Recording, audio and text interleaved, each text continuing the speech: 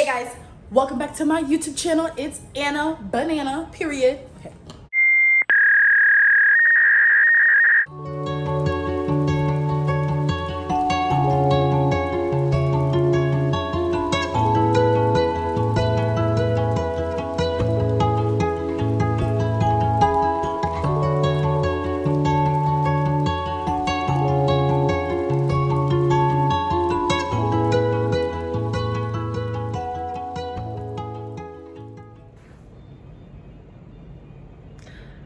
I really cannot believe that you guys are back again for another video.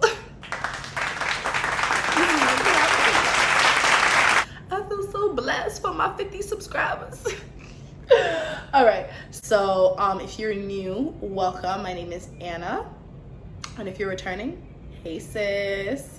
Today is going to be a story time. This is past tense. This is not now. This was 6 years ago when I used to be a child under the influence of, you know, bad people. I put a poll on Instagram, and this is the story that you guys wanted to hear, so this is the story I'm telling. I was 15 years old in high school. I think I was a sophomore. I'm 98% sure I was a sophomore. And you know, I had a boyfriend or whatever, you know, I had a boyfriend, and he was not a good guy. He was not a good guy at all. He was a thugger. He was a thugger. He carried a gun, all right? He would break into people's houses. He did the whole nine. So I didn't go nowhere. I didn't do nothing. And like, I didn't get out. Like, I didn't get out at all. So he was a heavy smoker. That's just what it was. He smoked all the time, 24/7, and I had never ever even drank an ounce of liquor in my day, my life. No, nothing. Like, I was a saint. I was a saint, okay? All right, you guys, so I'm back. I had to go put my baby to sleep, but we're just gonna continue with the video.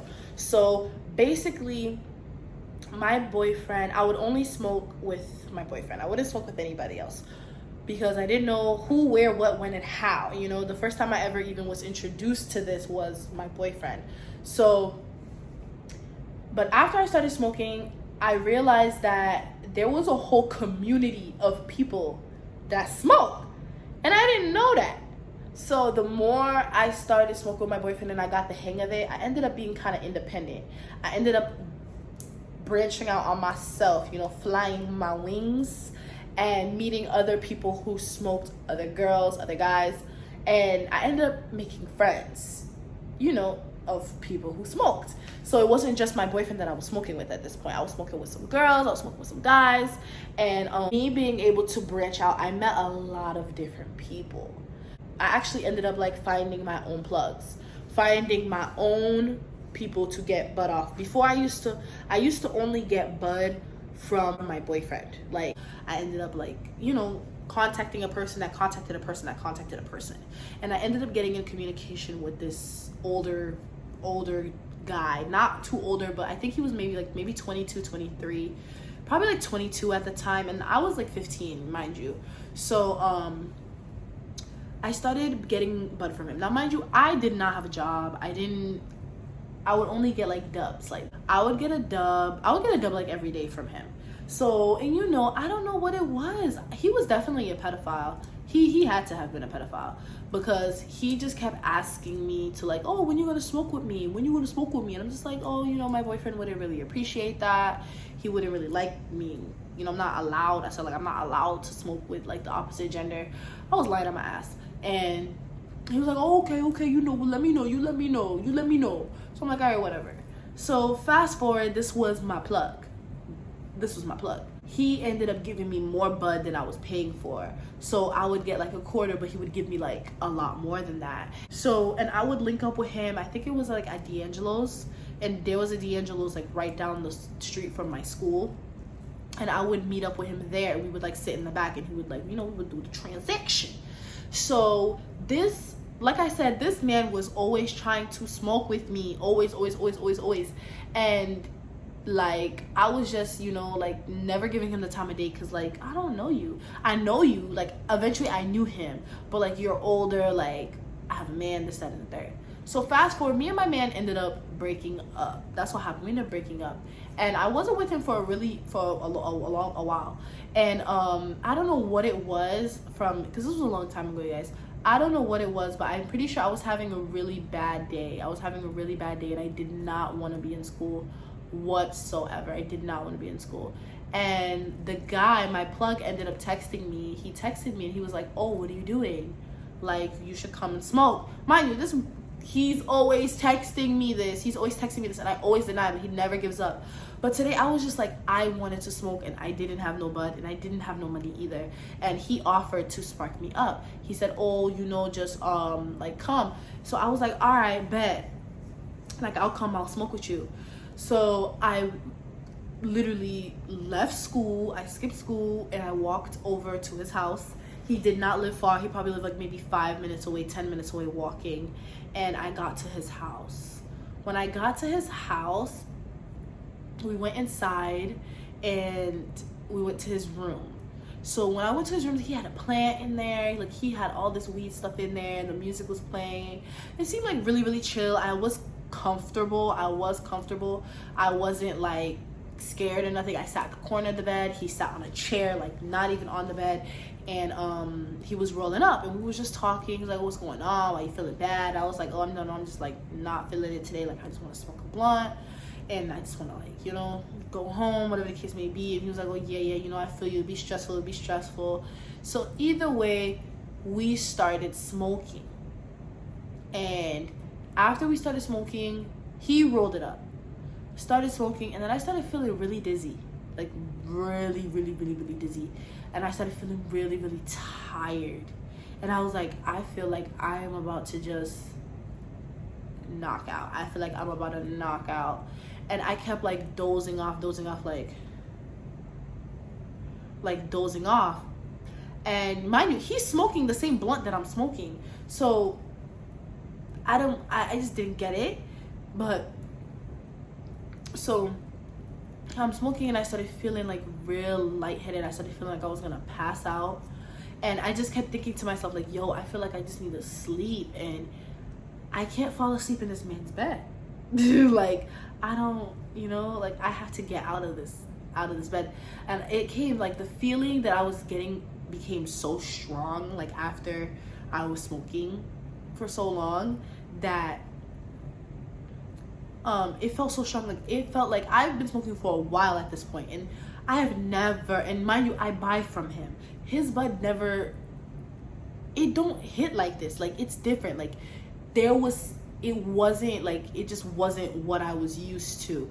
And I just felt really, really tired, and I felt like I was gonna like pass out. And I just kept telling myself, I can't pass out on this man's bed. Like, I don't know what's gonna happen. At this point, I don't even feel comfortable because of the way I'm feeling.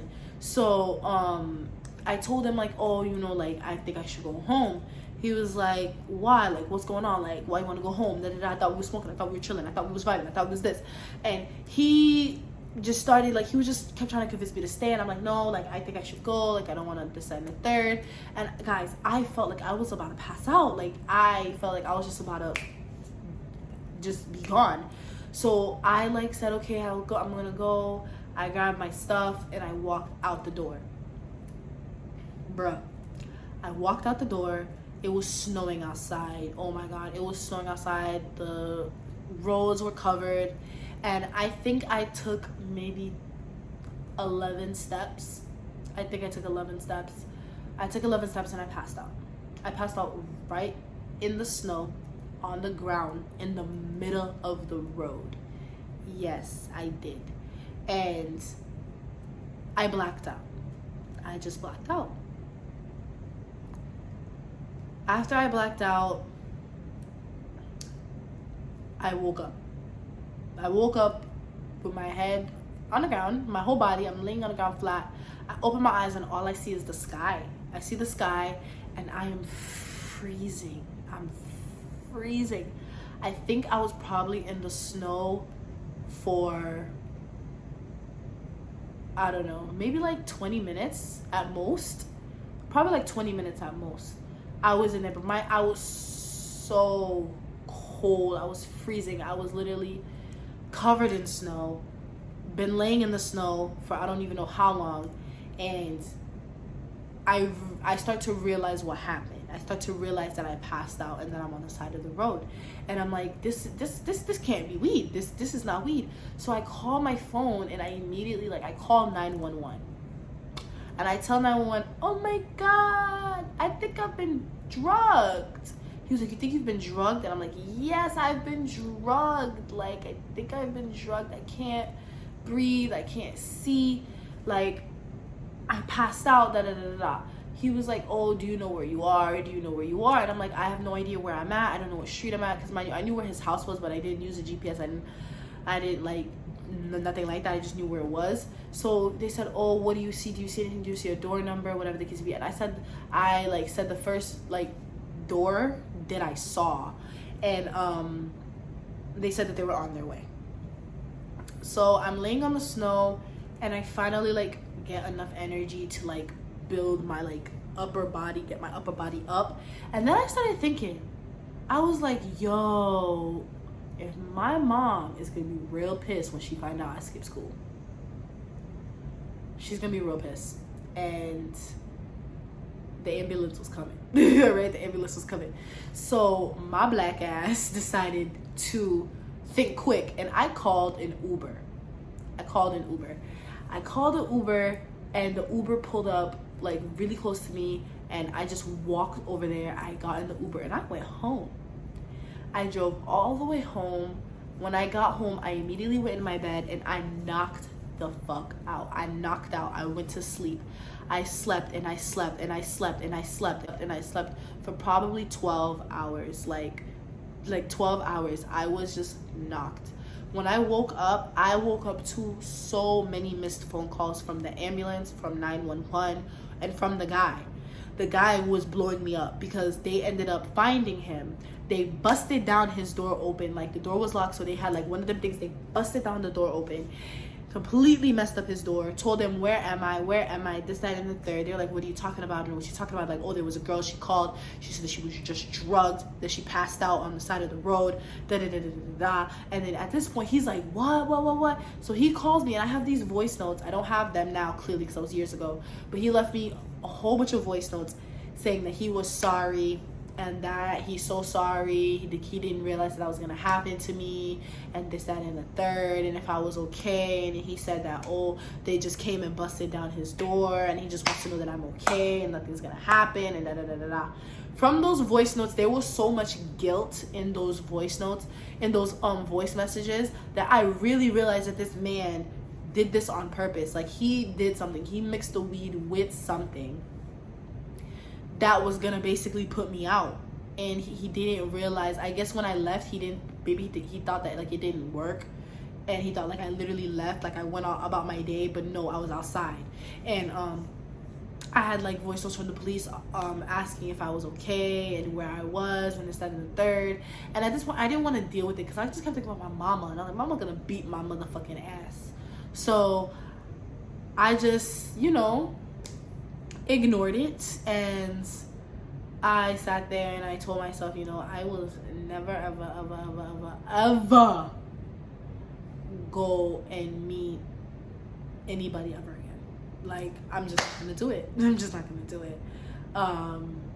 But that is what happened. That is how I got drugged, and I felt like I was about to be left for dead, because honestly, if I didn't wake up, I would have got frostbite. My fingers probably would have needed to get amputated and all of them, but because nobody drove by. Like, it was a road that was kind of secluded. It wasn't like a public road where there was cars driving by every second.